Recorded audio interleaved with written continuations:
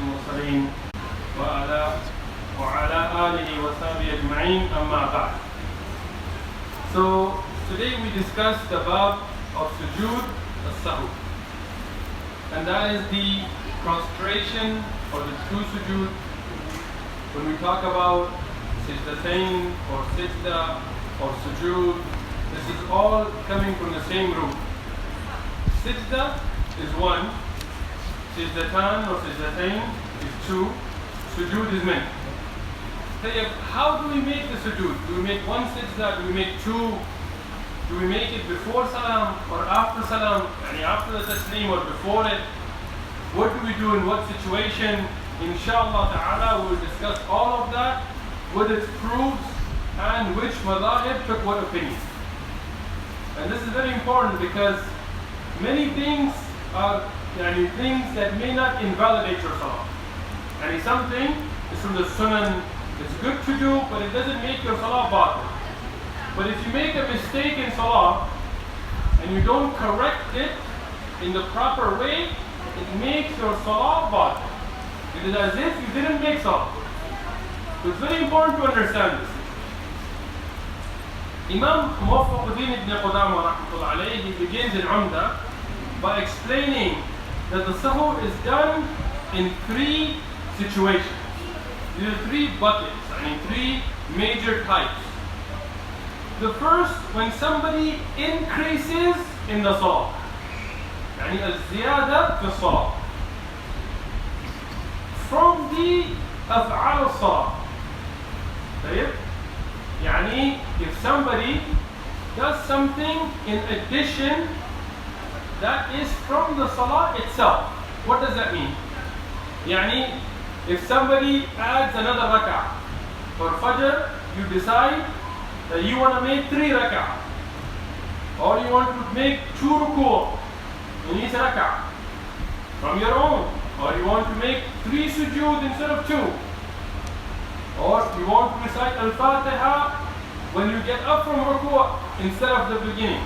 You want to add another Fatiha. You did it in the beginning. So if you make ziyada in the salah from the af'al or aqwal, whether it's recitation like al-Fatiha or actions that are from the salah itself, if it's done muta'ammidan, on purpose, batal salah.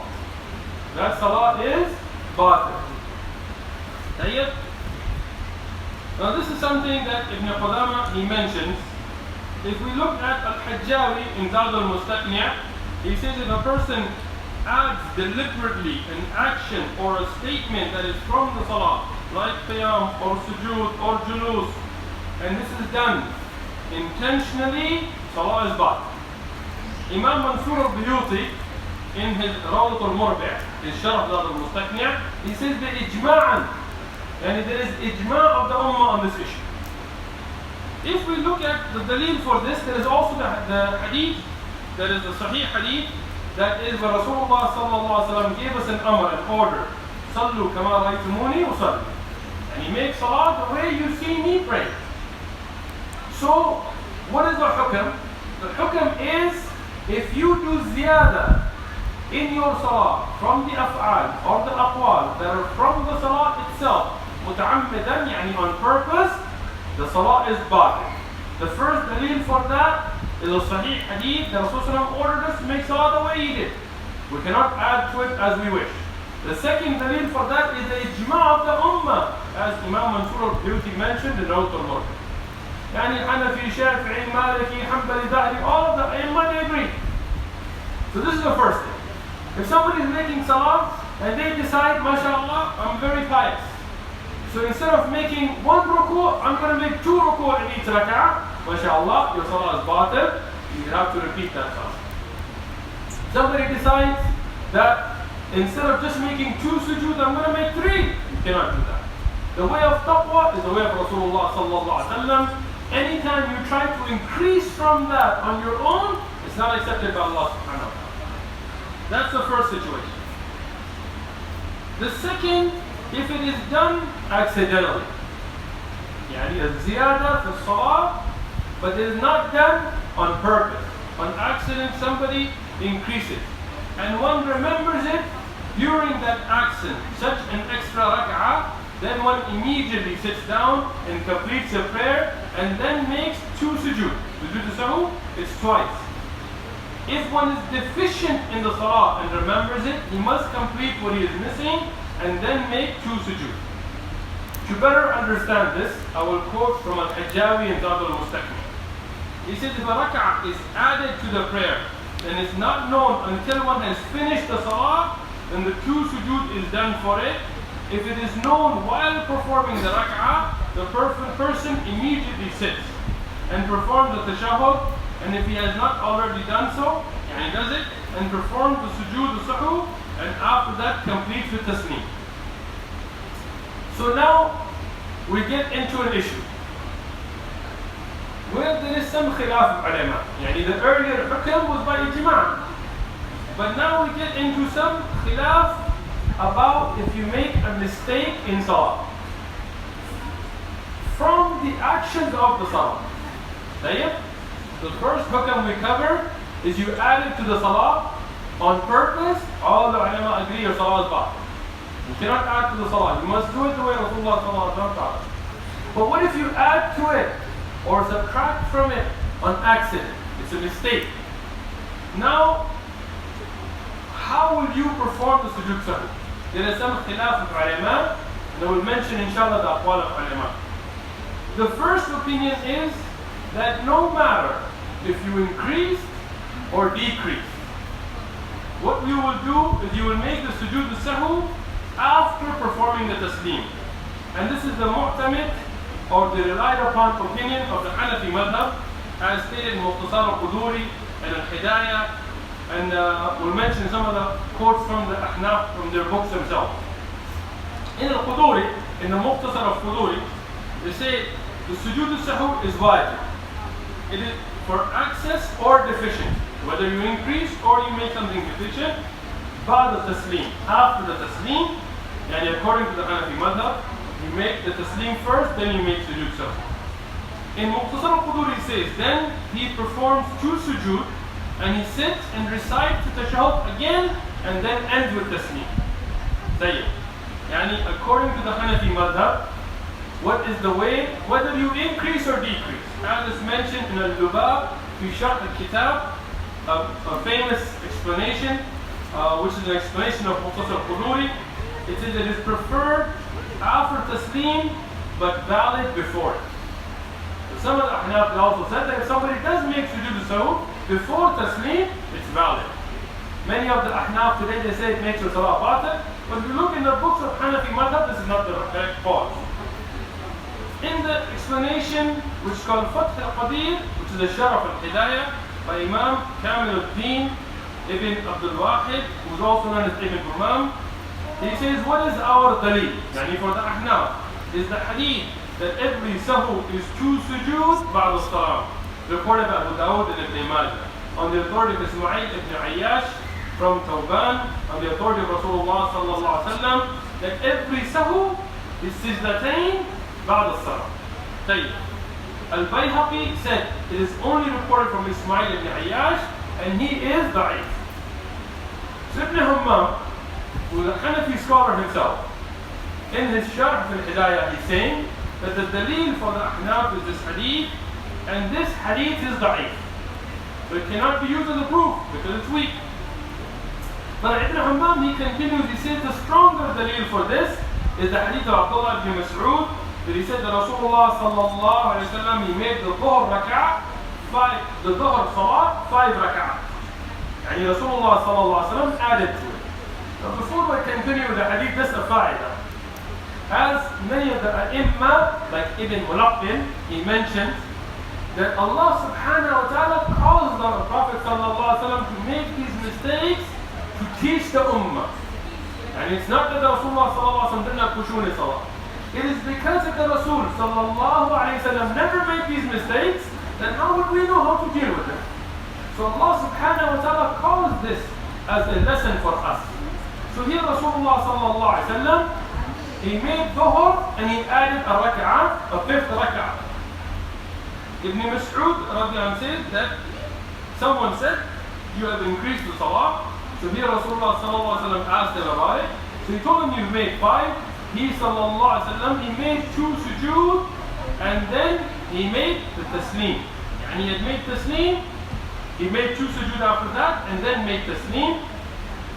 And then this is supported by other narrations, but this is the strongest narration here. Now, in this narration, Ibn Mas'ud radiallahu anhu, and is reported by Bukhari and Muslim and Imam Ahmad and others, no doubt it is a Sahih hadith. The Ahnaf point to this and they say that the sujood should be made after taslim. So how should it be done? According to the Hanafi madhab, you make salam and then you make 2 sujood and then you make salam, based on the hadith of Ibn Mas'ud radiallahu anhu. But what I want to point out, very important for the people sitting and watching, in this hadith, was there ziyada or naqs? There was ziyada. Just keep that in mind. Because the other hadith, that every sahw is 2, this was a very weak hadith, so we don't use it as a proof. The second point before I move on, is the Ahnaf here say that you make tasneem, or they say 1 salam, make sujood, and then repeat the tashahhud. But repeating the tashahhud is not in the hadith. There is no proof for that. That is something that you find in the books, but I don't find any proof for it. But for making the 2 sujood after the salam, and even though 1 salam is not mentioned here either, this is the hadith. The second opinion amongst the ulama of Islam is that one should always make sujood sahw qabla taslim. Yani before making salam, you make your sujood sahw. And this is the mu'tamid of the Shafi'i madhab. Imam al-Nawawi and others have reported this as being the mu'tamid or muftafi, the one that the fatwa is given upon in the Shafi'i madhab. What is the dalil for this? They have many dalil. One of them is a Sahih hadith from Abdullah radiallahu anhu, who said that Rasulullah sallallahu alaihi wasallam led them in dhuhr salah, and he stood up after the first 2 rak'ah without sitting for the first tashahhud. And in dhuhr you have 2 tashahhud, right? So the first one, which is after making 2 rak'ah, Rasulullah sallallahu alaihi wasallam skipped it and stood up for the 3rd rak'ah. So the people stood up with him sallallahu alaihi wasallam, and when he came to complete the salah, the people, they brought his attention, waited for the takbir, and then before the takbir, before they could do anything, they were paying attention to the Prophet sallallahu alaihi wasallam. He made 2 sujood and then he made taslim.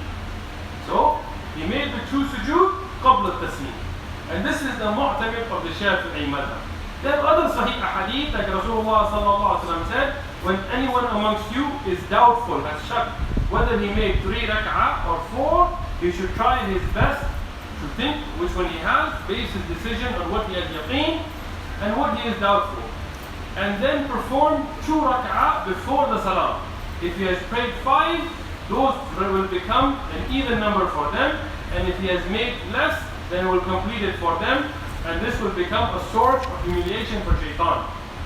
So based on these ahadith, they say you always make 2 sujood qabla taslim. But in the hadith about shak, we'll discuss shak later, but in the hadith about Rasulullah sallallahu alaihi wasallam skipping the first tashahhud, and the first tashahhud is what? Wajib or rukn or sunnah? It's wajib. Not from the arkan. The last tashahhud is a rukn. The first tashahhud is wajib. So he skipped the wajib sallallahu alaihi wasallam, and he made the 2 salam or 2 sujood qabla salam. Tayyib. Now in this situation, is there ziyada or naqs? Naqs. So the first hadith, what was there? Ziyada. And the second hadith, what was there? Naqs. Tayyib. Which brings me to the third opinion. And this is the opinion which is the mu'tamid, well-known opinion of the Maliki madhab, and the opinion of the Hanabila, the Hanbali madhab, and Shaykh al-Islam, Taqiyuddin ibn Taymiyyah, and Shaykh ibn Uthaymeen, and Shaykh ibn Baz, and Shaykh Albani, and other ulama, they took this opinion as well. Which is one should review each situation and see what Rasulullah sallallahu alaihi wasallam did. So when we look at the hadith of Ibn Mas'ud radiallahu anhu, when there was ziyada in the salah, Rasulullah sallallahu alaihi wasallam made the 2 sujood after taslim, and then he made taslim again to end the salah. And when there was naqs then he made the two sujood before the taslim, and then he just made the taslim. And when I was putting this together, I have Maktaba Shamila and things, so I searched all the Sahih Ahadith that showed the Sujood as-Sahw of Rasulullah sallallahu alayhi wa sallam, and all of them they fit this usul, that any time the Prophet sallallahu alayhi wa sallam had ziyada in the salah, he would make salam first, and then make two sujood, and then make the sujood. And any time the Prophet sallallahu alayhi wa sallam had something less, and naqs in the salah, then he would make the sujood, and then make taslim after that, and that would be it. So this is obviously the strongest opinion, because the first opinion has to reject so many sahih ahadith where Rasulullah sallallahu alaihi wasallam made sujood sahw before taslim, and the second opinion has to reject so many sahih ahadith where Rasulullah sallallahu alaihi wasallam made sujood sahw after taslim. But the third opinion doesn't reject any of the ahadith, and it is in line with all of them in their situation. Many of the ulama, they mention a hikmah here, a wisdom in this. The ahadith are our dalil. We don't depend on just hikam for making any hukam in sharia, but the dalil is the hadith that are sahih. But there is a hikmah that the ulama, by looking at the sahih ahadith, came up with. They said, as Shaykh Abdul Rahman Nasir al-Sa'di and others they mentioned, that when you have added to the salah, you should not increase more. So that's why you make taslim, and you make the two sujood, and then you make taslim. But when you have naqs, when you have subtracted from the salah, then you add the two sujood before taslim. And this is a hikmah that the ulama have mentioned. But this is the correct opinion. Now, this was only dealing with those actions that are from within salah. What if you add something that is from outside of salah, like talking and things? We will cover inshallah next time, next dars. And also, if you have shak in your salah, if you're not sure whether you made 3 or 4 or 5, how should you deal with that? And does that have to do some or not? Inshallah, we will discover in the next dars on Saturday. Jazakumullahu khairan.